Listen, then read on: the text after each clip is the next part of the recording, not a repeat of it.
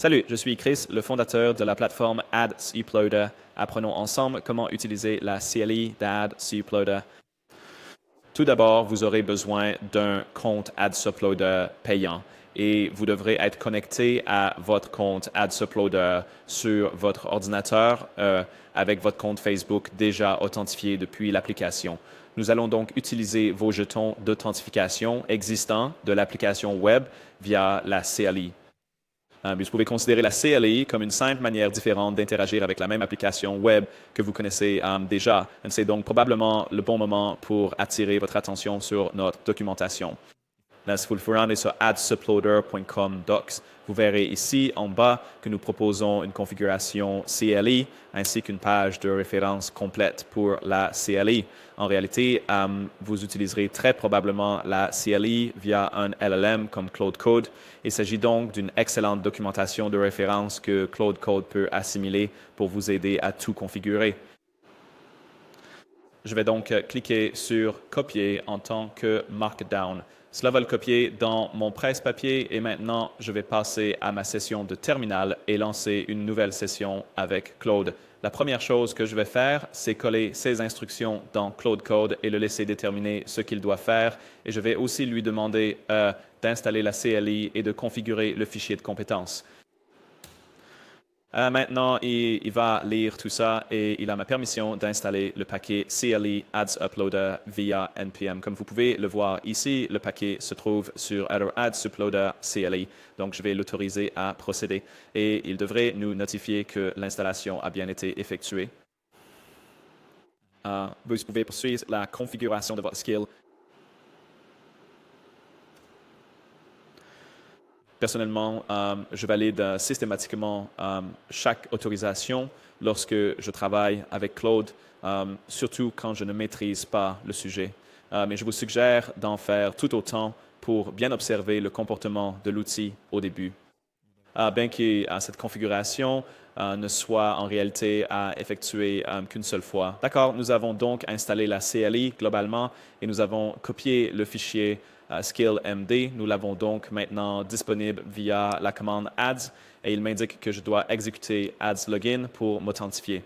Très bien, avant de faire cela, retournons à la documentation pour comprendre ce qui vient de se passer. Tout d'abord, nous avons installé un paquet sur notre ordinateur local qui donne accès aux outils de la CLI AdsUploader.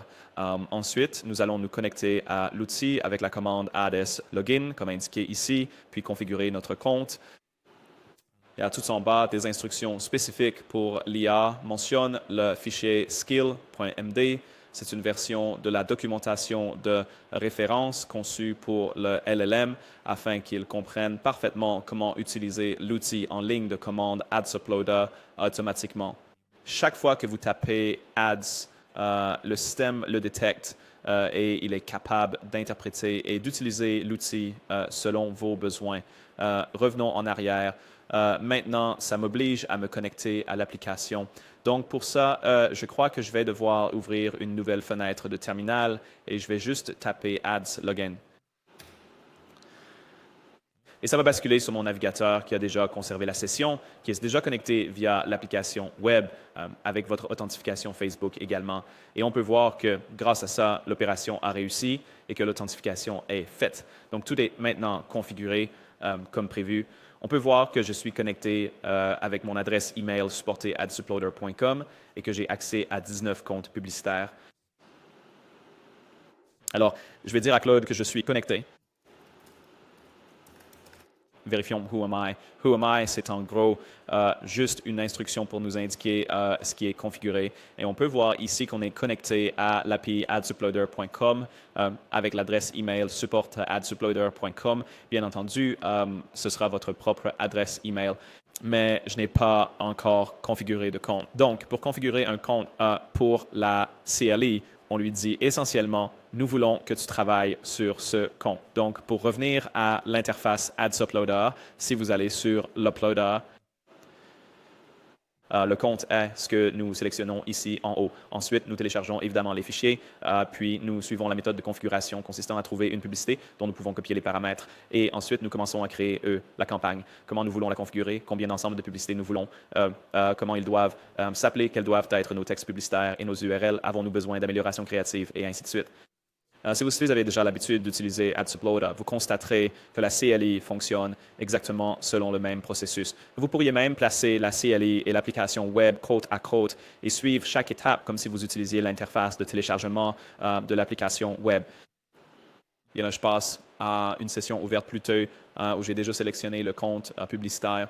Je préfère ne pas afficher toute ma liste de comptes dans cette vidéo. Pour choisir le compte avec lequel travailler, dites simplement à Claude, sélectionne Anishi, suivi du nom, et il le trouvera pour vous. Et vous pouvez simplement confirmer cela avec l'identifiant de compte. Assurez-vous qu'il correspond bien au compte publicitaire sur lequel vous souhaitez réellement travailler. Je vais donc déplacer ce volet vers la gauche et sur le côté droit, nous aurons notre interface web traditionnelle AdsUploader. Nous pouvons donc maintenant utiliser la CLI comme si nous utilisions l'application web. Je veux donc importer mes publicités dans cette campagne et dans cet ensemble de publicités appelé Test Ad Set et je vais chercher, choisissons celle-ci. Je veux donc utiliser cette publicité comme modèle. Je vais donc dire à Claude, et je préfère dicter à Claude plutôt que de taper, car c'est plus facile pour moi. Trouvez la publicité Angle Gen 11 dans l'ensemble de publicités nommées Test Ad Set au sein de la campagne de vente et utilisez-la comme publicité source pour copier les paramètres.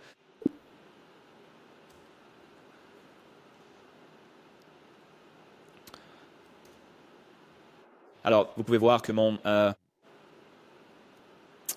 la transcription n'est pas tout à fait parfaite, mais Claude arrive quand même à la traiter et à extraire ce que nous disons ici. Et vous pouvez voir, tout comme j'ai filtré le compte publicitaire ici, qui va chercher la publicité que je veux sélectionner.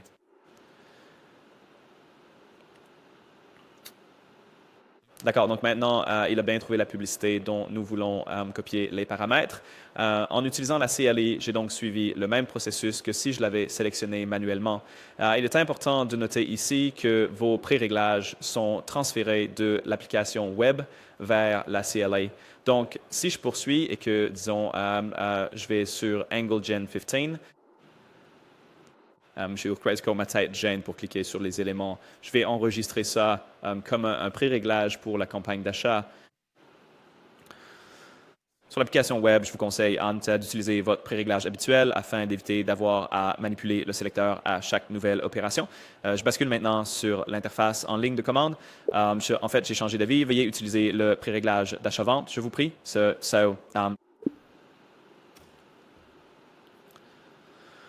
Claude accède maintenant à notre panneau de pré-réglage et nous pouvons voir que la campagne de vente a été sélectionnée. C'est le pré-réglage que nous allons utiliser pour cette publicité, pour cette campagne.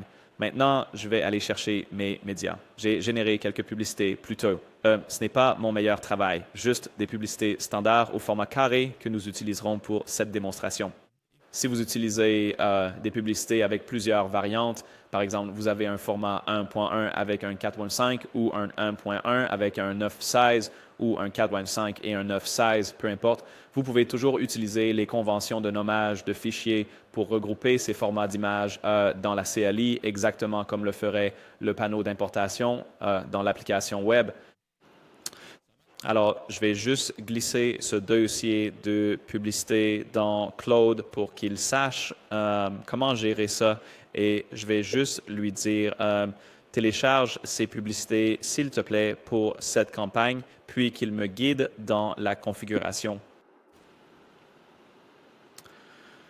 Alors, cela va prendre un instant car nous sommes en train d'importer les publicités via l'outil AdsUploader vers Meta. Et si vous connaissez déjà AdsUploader, vous savez que nous disposons d'un moniteur d'activité qui affiche toute l'activité pendant que vous effectuez l'importation sur votre compte, qu'il s'agisse de l'importation des médias ou de la création des campagnes, des ensembles de publicités ou des publicités.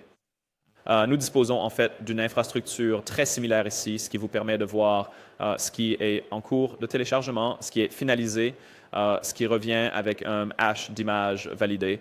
Et nous devrions recevoir un message final confirmant que tout a été téléchargé et est prêt.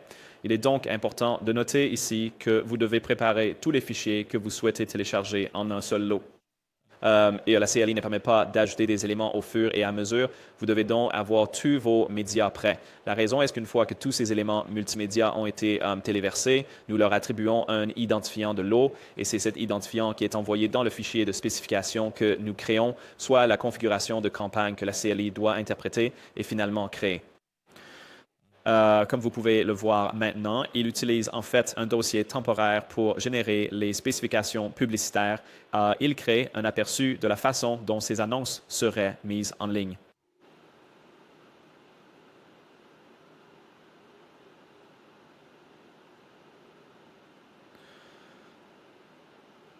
On peut voir ici que la campagne est en cours d'importation dans la campagne de conversion avec l'ensemble de publicités de test. Elle est donc ajoutée au même ensemble de publicités car je n'ai rien précisé d'autre pour l'instant. Et maintenant, nous utilisons les noms des publicités qui affichent simplement les noms de fichiers. Et ici, on peut voir le titre. Le texte principal est le même, identique à celui de la publicité modèle. Et nous avons un CTA ainsi que les balises d'URL de lien et les améliorations qui étaient déjà activées. D'accord? Donc, au strict minimum, j'ai maintenant sélectionné un pré-réglage. J'ai choisi plusieurs médias que je souhaite importer dans la même structure. Et si je demandais à Claude de lancer la création maintenant, il importerait ces publicités dans ce même ensemble de publicités. C'est probablement le bon moment pour passer à Ads Uploader. Si nous allons dans la bibliothèque multimédia maintenant, vous devriez voir que le média que nous venons d'importer apparaît bien dans la bibliothèque. Nous avons donc cette synchronisation entre l'application web et la CLI. Je vais retourner sur l'Uploader pour que nous puissions mieux suivre le processus. Je choisis mon pré-réglage, puis nous verrons les options d'ensemble de pubs, le nom de la pub, les textes et les améliorations créatives. Comme nous en avons déjà discuté avec Claude, il s'agit d'une sorte de modèle de base. Je vais maintenant lui demander de configurer la campagne différemment et de modifier les spécifications. Peux-tu, s'il te plaît, diviser ces publicités en lots de 5 afin que nous ayons un ensemble de publicités de 5 et un autre ensemble de 5? Peux-tu nommer les ensembles de pubs lot A et lot B et y ajouter la date du jour? Pour les options de texte publicitaire, j'aimerais en fait un texte différent pour chacune des créations. Pourriez-vous examiner les images une par une, rédiger un titre et un texte principal unique pour chacune de ces créations et nous établir de nouvelles spécifications publicitaires? Je souhaiterais que toutes les améliorations créatives soient désactivées et que vous créiez les publicités avec un statut en pause au niveau de l'ensemble de publicités.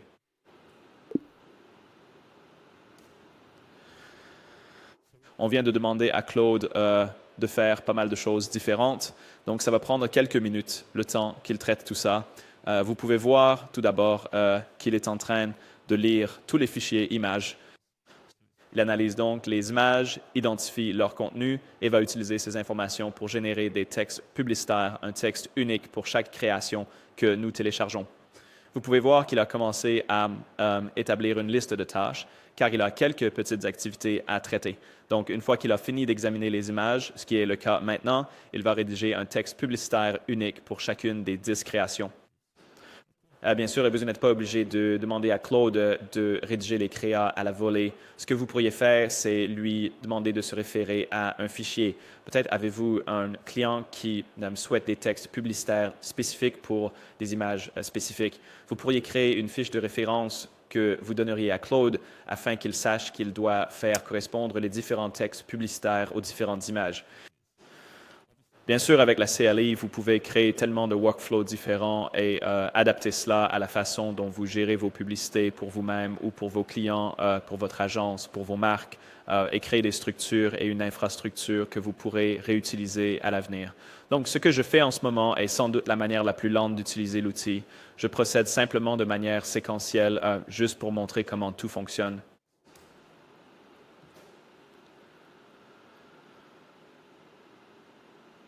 Bon, alors il a déjà généré les spécifications publicitaires et maintenant il va créer un aperçu pour moi. Aperçu impeccable. 2 ensembles, 10 pubs, mise en pause, amélioration, désactiver, texte par pub. On lance la création où tu veux modifier quelque chose. Donc, ça indique que tout est prêt et si je remonte, je peux à nouveau voir un aperçu de la configuration, mais c'est un peu différent car nous avons adapté la campagne selon la façon dont nous lui avons demandé de la construire. Donc, nous chargeons toujours dans la campagne de vente comme prévu dans nos paramètres prédéfinis, mais nous créons maintenant 2 nouveaux ensembles de publicités, le lot A et le lot B, chacun avec la date d'aujourd'hui. Et dans ceci, nous avons les noms des publicités. Nous avons les publicités 1, 2, 3, 4, 5 dans le premier lot et le lot B contient les 6, 7, 8, 9, 10. Bien sûr, vous pouvez lui dire de mettre les publicités qui commencent par ceci dans cet ensemble de publicités ou les publicités qui commencent par cela dans un autre ensemble de publicités. Vous pouvez configurer cela comme vous le souhaitez. C'est là tout l'avantage d'utiliser l'IA. Vous pouvez construire les choses très simplement comme vous voulez les configurer vous-même. Et on peut voir ici maintenant, pour chacune de ces publicités, qu'il a créé un titre et un texte principal. Encore une fois, je lui ai juste demandé de les générer à la volée. You probably want to have a little bit more creative control over what you're actually creating. But you can see here, first headline, watch Ads Manager crawl to 2% while you lose your morning. Okay. Headline 2, launching 50 ads shouldn't drain your whole day. Headline 3, same 50 ads 22 times faster. And you can see we have different primary texts for each of these as well. Scroll down here and we can see the CTA is sign up. Nous avons le lien adsuploader.com et les balises URL sont identiques à celles que nous avons définies dans notre pré-réglage. Bien sûr, encore une fois, si vous souhaitez modifier l'un de ces éléments, si vous voulez utiliser un CTA différent, un lien différent ou des balises URL différentes, il vous suffit de le demander et il les mettra à jour pour vous également. Le fichier de compétences contient toutes les informations nécessaires pour pouvoir contrôler ces variables également. Et c'est pour voir ici que nous avons également désactivé toutes les améliorations. J'en suis donc plutôt satisfait. Je vais en fait lancer ces publicités et cela devrait maintenant nous guider à travers le processus de création. Et encore une fois, tout comme nous avions l'écran, des publicités en cours de chargement avec les médias en cours de chargement, nous devrions également voir un écran qui nous est très familier. Il fonctionne simplement via un terminal plutôt que via le moniteur d'activité de l'Ads Uploader. Comme vous voyez, nous créons le lot A d'ensemble publicitaire, puis le système génère les publicités 1 à 10. Il passe maintenant en mode par lot. C'est le même processus que sur l'interface web. On crée d'abord l'ensemble de publicités et maintenant, il crée 7 publicités par lot. Tout a été créé avec succès. On a créé 10 publicités en 19 secondes. C'est plutôt pas mal. Je vais maintenant passer sur notre compte publicitaire que j'ai déjà filtré pour afficher la campagne de vente. Je vais rafraîchir la page rapidement et accéder à cette campagne. Et vous pouvez voir ici que nous avions l'ensemble de publicités de test original. C'était donc l'ensemble de publicités autour duquel nous avons construit l'aperçu, le pré-réglage. Ensuite, nous avons le lot A et le lot B, qui sont les ensembles de publicités que nous venons d'importer. Vous pouvez voir qu'ils sont tous deux désactivés au niveau de l'ensemble de publicités, comme je l'avais demandé. Et si j'accède au lot A, je devrais voir mes publicités de 1 à 5. Listées ici. Si je passe à l'aperçu, voyez le gestionnaire ramer à 2% pendant que vous perdez. C'est coupé sur mobile. AdSales, lancer 50 pubs ne devrait pas prendre la journée. C'est familier, configuré dans l'aperçu CLI. Si je passe au lot B, vous verrez que les publicités 6 à 10 sont prêtes et en cours de traitement, en train de passer par le processus de validation créative, prête à être diffusée. J'espère donc que cette démonstration vous a été utile. Vous pouvez constater la rapidité et l'efficacité que l'utilisation de l'interface en ligne de commande peut apporter à votre processus de création publicitaire. Je pense que beaucoup de gens vont beaucoup s'amuser avec ça et cela peut vraiment révolutionner et accélérer la façon dont vous lancerez vos publicités à l'avenir. Tout cela peut être réalisé via le terminal natif de votre machine. J'utilise un programme appelé Cooks, qui est une application de terminal multifenêtre. Vous pourriez également utiliser un IDE comme Cursor, VS Code ou Z. Tout ce qui vous permet d'accéder à un terminal à la CLI et dans lequel Claude devrait pouvoir fonctionner, y compris l'application Claude Code elle-même ou d'autres LLM comme Codex et l'application Codex et ainsi de suite. J'espère que cela vous a été utile. N'hésitez pas à contacter le support à l'adresse support@suploader.com et nous ferons de notre mieux pour vous répondre rapidement si vous avez des questions.